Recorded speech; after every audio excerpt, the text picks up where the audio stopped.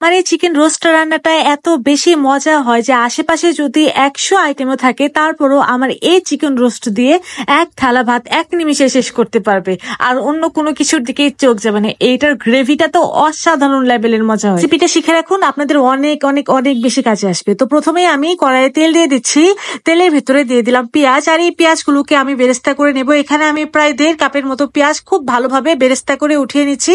আর যখনই দেখবেন যে এরকম পেঁয়াজটা লাল লাল হয়ে আসছে তখনই কিন্তু পেঁয়াজগুলোকে উঠিয়ে নেবেন, বেশি কালো করলে কিন্তু বেরেস্তাটা পুড়ে যাবে। এখন আমি ওই তেলের ভিতরেই চিকেনগুলোকে দিয়ে দিব। চিকেনগুলো আমি লবণ আর হলুদ দিয়ে খুব ভালোভাবে মাখিয়ে রেখেছিলাম। তারপর চিকেনগুলোকে জাস্ট 2 মিনিট করে 4 মিনিট চিকেনগুলোকে ভেজে নেব। চিকেনগুলোকে কিন্তু অতিরিক্ত ভাজতে যাবেন না, বেশি ভাজলে কিন্তু চিকেনের ভেতরে গ্রেভিটা ঢুকবে না। তার জন্য জাস্ট 2 মিনিট করে 4 মিনিট ভেজে নিলেই চলবে।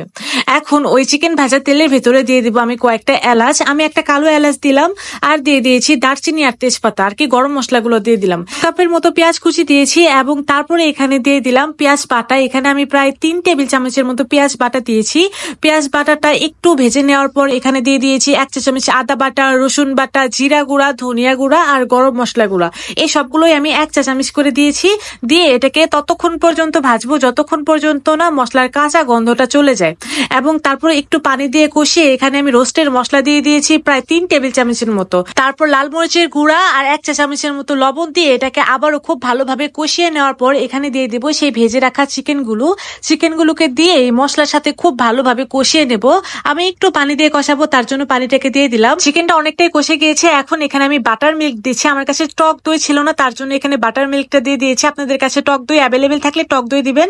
তারপরে এখানে দিয়ে দিলাম পেঁয়াজ বেরেস্তা, দিয়ে দিয়েছিলাম 1 চা চামচের মতো সাদা গোলমরিচের গুঁড়া, এবং দিয়ে দিয়েছি এখানে টমেটো সসটা এখানে আমি প্রায় 2 টেবিল চামচের মতো দিয়েছি। তারপরে এখানে দিয়ে দিয়েছি বাদাম বাটাটাকে দিয়ে এটাকে আবারও ঢাকনা দিয়ে 10 মিনিটের মতো কুক করে নেব। 10 মিনিটের মতো কুক করে নেওয়ার পর ঢাকনাটা উঠিয়ে এর ভেতরে দিয়ে দেব কিছু কাঁচামরিচ, এবং এখানে দিয়ে দিয়েছি একদম ঘন 1/2 কাপ ঘন দুধ। 1 চা চামচের মতো ঘি দিয়ে দিয়েছিলাম, দিয়ে দিয়েছি কয়েকটা কাঁচামরিচ, এবং সব শেষে এখানে অ্যাড করে নিয়েছি 1 চা চামচের মতো চিনি। তারপর এটাকে খুব ভালোভাবে একদম গ্রেভিটা হয়ে যাওয়া পর্যন্ত এটাকে কুক করে নিলেই তৈরি হয়ে যাবে দারুণ মজার চিকেন রোস্ট, যেটা খেতে অনেক বেশি টেস্টি। একদম মাখো মাখো একটা গ্রেভি করবেন, তাহলে এটা খেতে আরো বেশি টেস্টি লাগবে। আর দেখতেই তো পাচ্ছেন এটা কতটা বেশি টেস্টি হয়েছে। ভালো লাগলে অবশ্যই কিন্তু রেসিপিটা শেয়ার দিয়ে আপনাদের টাইম লাইনে রেখে দিবেন, যেন পরবর্তীতে দেখে দেখে বানাইতে পারেন।